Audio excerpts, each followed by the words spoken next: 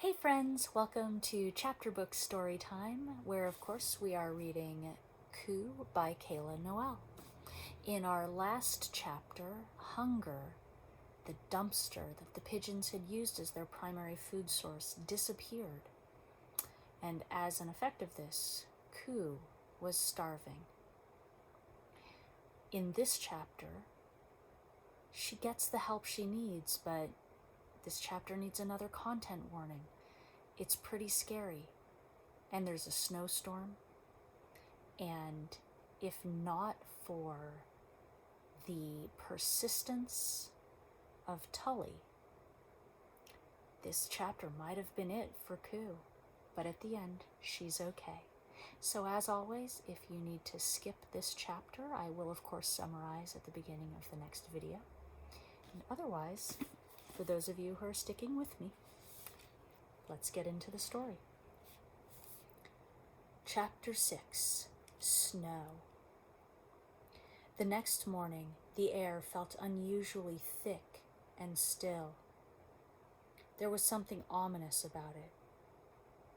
Even Coup could feel it where she huddled deep in her nest.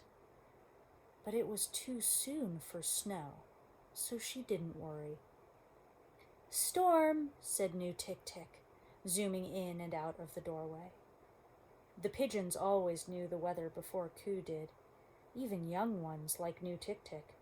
"Big snow, soon!" Snow, the worst word.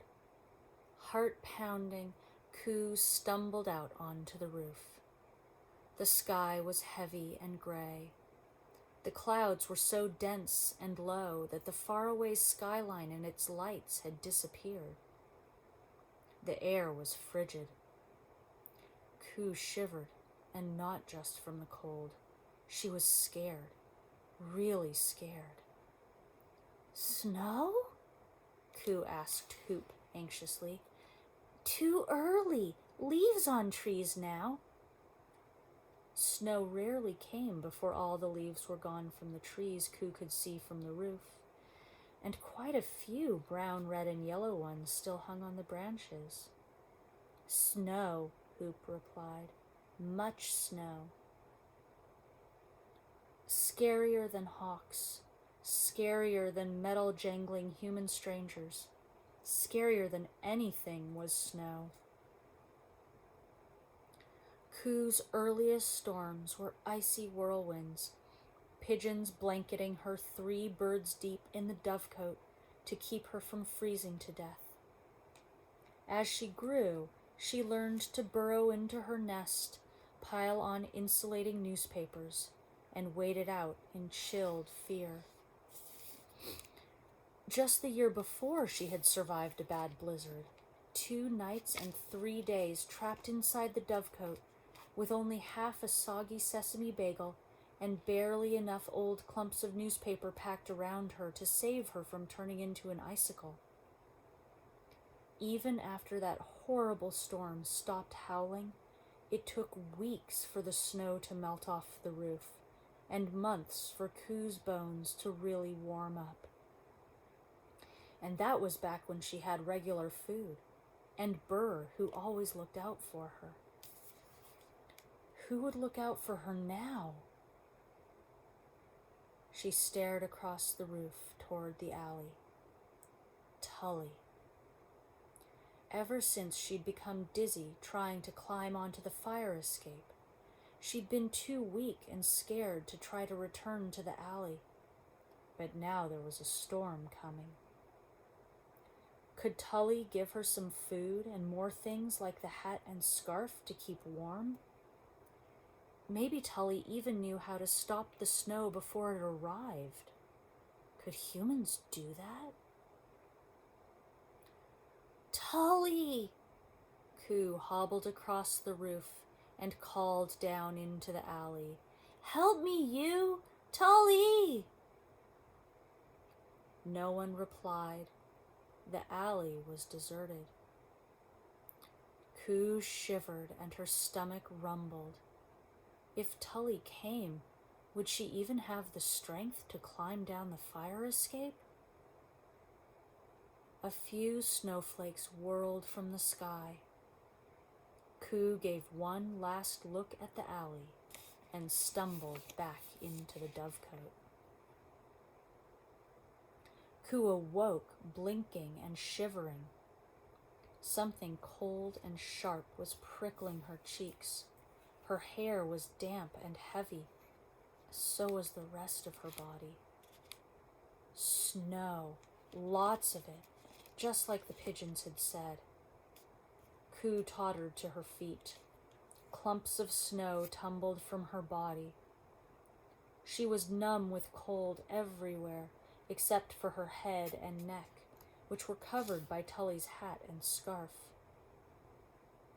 While she'd slept, the wind had lashed great drifts across the roof and into the doorway. The dovecote shook. Pigeons muttered around her. No matter what happened, the flock would survive. Snow was one of those things that pigeons, healthy ones, handled better than humans. The wind gusted another spray of ice pellets onto Ku's cheeks. Suddenly she wondered about Burr. If he was still alive, was he warm and dry? Was Tully keeping him safe? "Storm, not good," Ku whispered. "Bad, bad, bad." At the sound of her voice, pigeons hopped down from their perches and huddled around her. "Poor you," said Hoop. "No feathers." She extended her brownish, dappled wing over Ku's shivering shoulder. "Scared me," Ku murmured. The snow was colder and icier than it had ever been before. How was that possible? She closed her eyes. Time was different too. It was slower. She thought of the sandwich Tully had given her. She thought of Tully's face and her soft hands and her voice. Ku pulled the red hat so far down over her face it almost reached her mouth. The wind screamed past the dovecote, shrill as a cat, and Ku jumped. She started to cry, then made herself stop. Tears froze and hurt her skin. "Stay warm, you." New Tick-Tick landed on Ku's head and nuzzled her ears.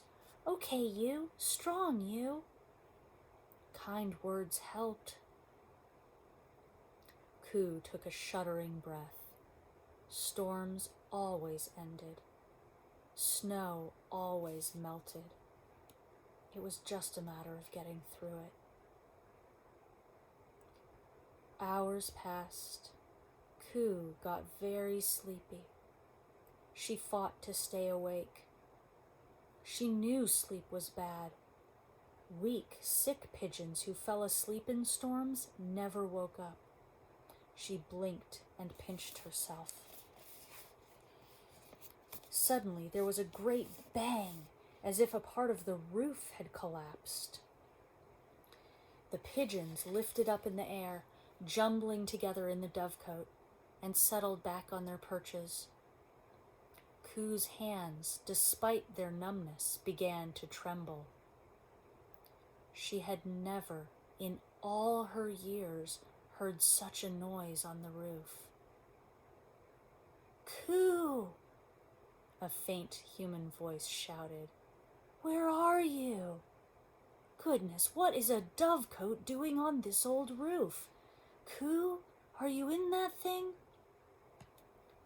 Ku pushed through the snow and wind until her head poked through the doorway. Night had fallen. The whole world shrieked with swirling snow. She squinted and blinked as a plump black shape, a big garbage bag with legs, appeared in the whirlwind. A bright beam of light zigzagged around it. It flashed directly into Ku's eyes, blinding her, and then vanished. "Ku!" the garbage bag screamed. "Tully, I knew I'd seen you on this roof. Those police officers wouldn't come check," Tully said as she stumbled to the dovecote. "You live here? All alone? My God." Tully pulled Ku into a warm hug and stuck her head through the door. "Hello, is anyone in here?" The flock hooted softly. "Oh, you poor baby, you would have died. Come with me. Hurry." They staggered over the rooftop snowdrifts toward the tower with the forever shut door. Now the tower had a big black hole in one side, and the door was a flap of metal swinging in the snowy wind. "Going, you?" Tiny new Tick-Tick, just a ball of gray struggling to... "Going, you?" Tiny new Tick-Tick, just a ball of gray struggling to stay aloft in the howling wind, had followed Ku out into the storm. "Where, Ku?" "Back to the dovecote, you," Ku cried. "Too windy." New Tick-Tick bobbed for a moment, then turned and zoomed into the wall of snow. She would make it to the dovecote just fine, Ku knew. Healthy young pigeons always did. But humans? What happened when they left the dovecote? Ku took a deep breath. She was alone with Tully now. Whatever happened next was beyond anything she'd imagined. Tully pushed Ku through the doorway and slammed the slab of metal behind them. They plunged into a silent pitch blackness. Never had Ku been in such darkness. Just as suddenly, there was light. A shocking yellow glow emanated from a black bar Tully gripped in her left mitten. The wild, zigzagging light had been coming from Tully's hand. Sunlight on a stick. "Holy moly," said Tully. "You're wearing nothing but plastic bags and my old hat and scarf. Take my coat, quickly." Tully pulled off the black thing she wore and wrapped it around Ku. It was heavy, and so long it dragged on the floor, but it was also warm and soft. Ku's deep shivering slowed. "Maybe I should call an ambulance. Can you walk? Try." Ku followed as Tully began clunking her way down a dark and musty iron staircase. Ku's snowy plastic bag shoes slipped and slid, and Tully gripped her hand tight. Inside the building, under the roof. Despite the hunger and cold, Ku craned her neck to look around. It was spooky. Tully's flashlight illuminated a dusty, paint-peeling, abandoned world, a place full of shadows. Ku did not like the inside of the building, she decided. Tully led her all the way down the stairs and through the now open doorway into the snowy corridor between the factory and the fence. Ku was relieved to be outside again, even in the howling wind and snow. Tully helped Ku sit on the snowy step while she stomped around looking for the fence rip. When she found it, she pushed Ku through and then wiggled out after her.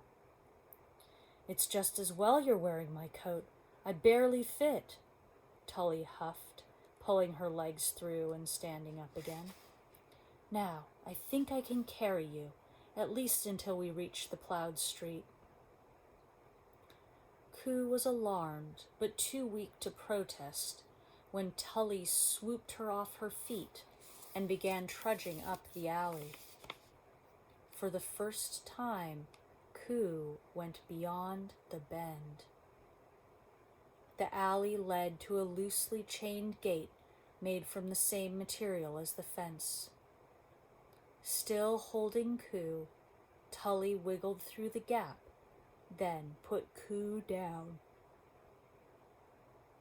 A rumble like the loudest train Ku had ever heard rolled past them, and snow was flung in all directions. "Snowplow!" Tully shouted. "Don't be scared. Can you walk now?" Ku clung to Tully's sweater sleeve as they stumbled over the drifts and onto the plowed street. Maybe Tully was taking her to the same place she took sick birds, like Hoop said she would. Maybe she healed humans, too. "I told the police I'd bring you straight to the precinct if I found you, but I just can't do it.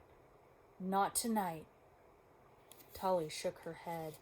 "I don't know what they'll do with you or where they'll send you, even though it sure would be satisfying to see the look on their faces when they have to admit I wasn't seeing things." Ku focused entirely on walking, not bothering to try to decipher what Tully was saying. The street was clear of snow, but very slippery with slush and ice. Ku looked up. The buildings had dropped away, and they were passing a wide, flat field of nothing but snow.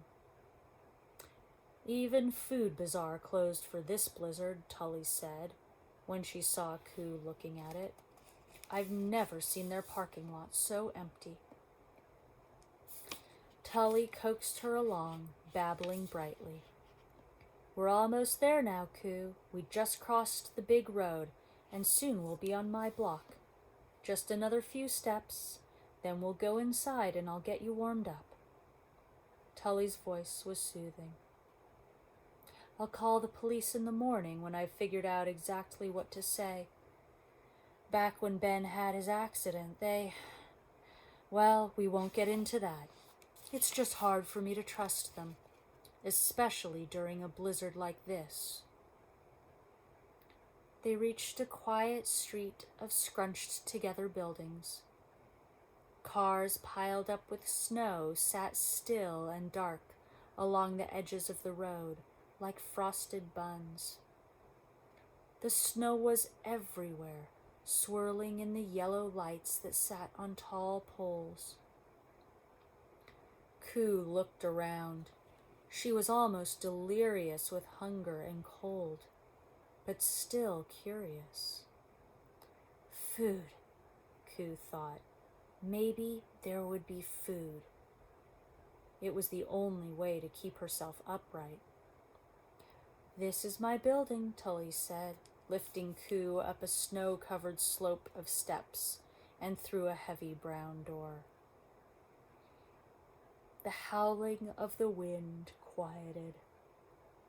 They walked along a short hallway to a pale blue door with a faded flower print mat in front of it. "Welcome to my apartment, Ku." Ku stepped inside. Her thoughts of food vanished. She gasped. And on that cliffhanger, we are going to leave Ku for the evening. Our next chapter in the next video will be Chapter 7, Tully's Home. See you later.